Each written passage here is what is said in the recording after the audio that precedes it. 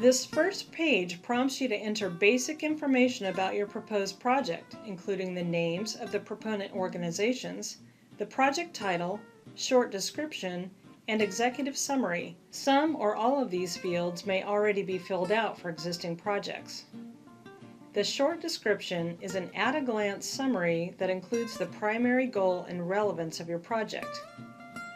The executive summary field provides a larger space for you to summarize the who, what, where, why, and how of your project, including the anticipated benefits and how the effectiveness of your work will be monitored.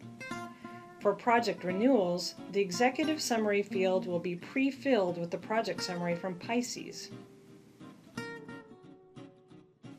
After saving information on the Basics page, additional proposal pages will become enabled. When you are ready to proceed to the next sections of the proposal, click the Save and Continue button.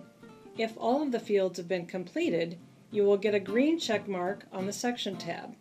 If there are still empty fields to fill out, a yellow banana will be displayed instead.